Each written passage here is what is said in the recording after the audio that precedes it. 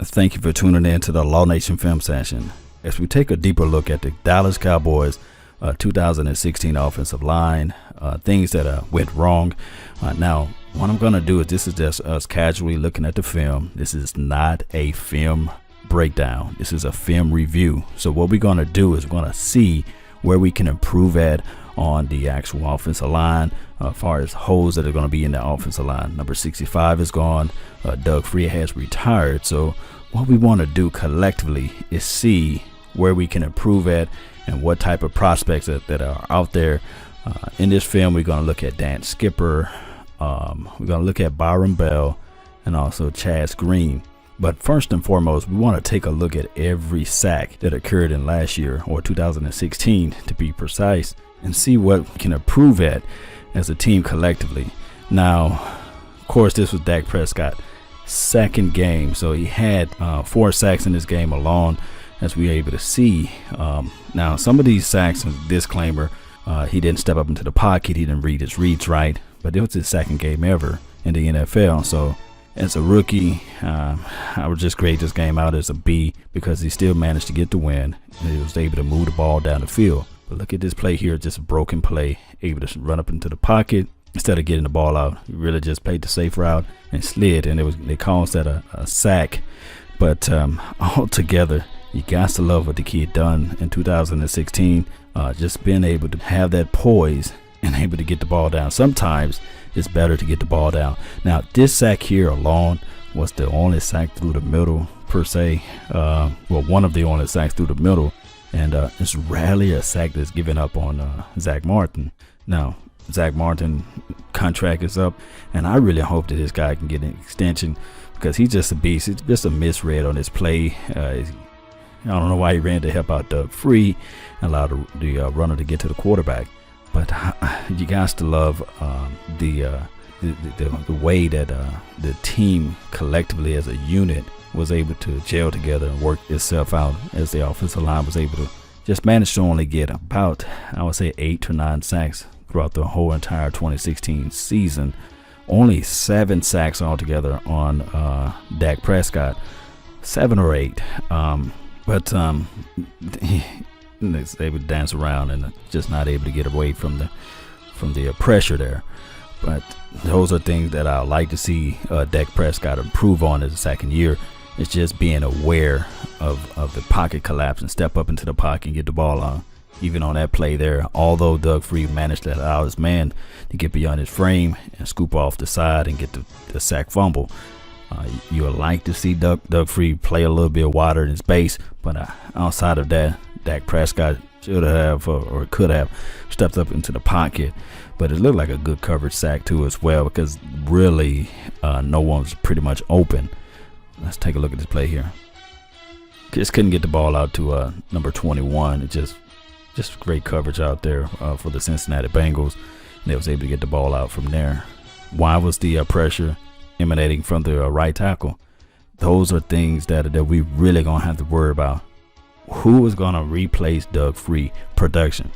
Now, granted, everybody like to say, well, a sack, you can't judge an offensive lineman based on a few selective plays.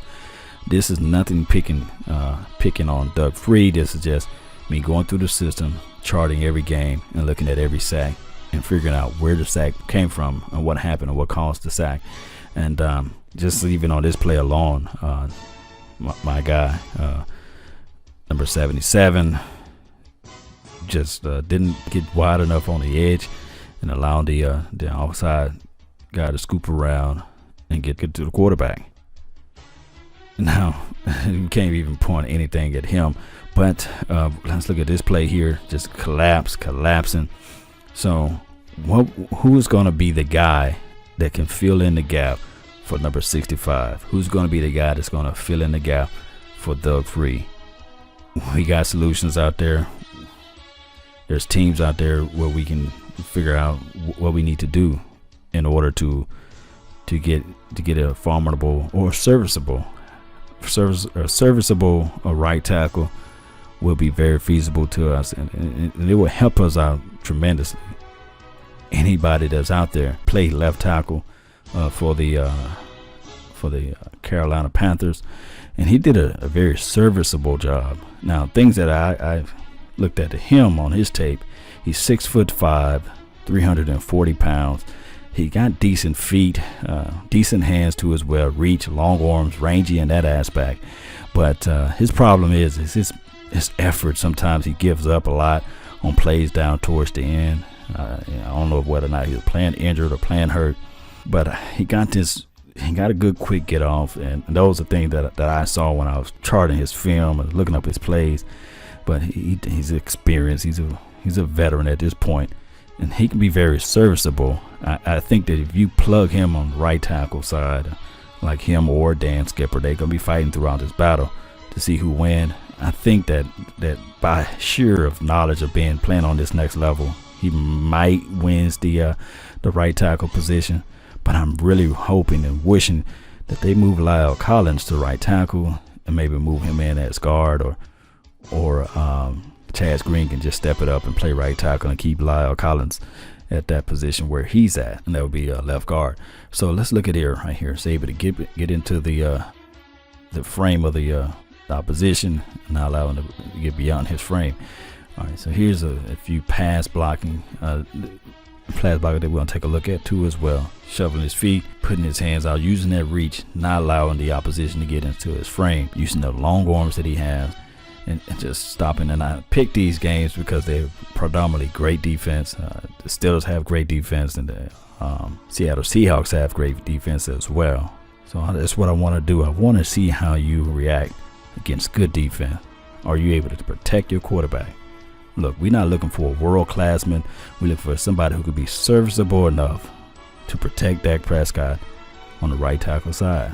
Left guard, I think that we probably can find someone, but I'm more worried about the right tackle. Let's look at this play here. All right, coming in, get them hands in the way. Spring them out. I love that. All right, so just a veteran, savvy move. Using his feet, like I say, decent feet. Shuffle your feet. Don't allow the opposition to get beyond your frame. Use those long arms and extension.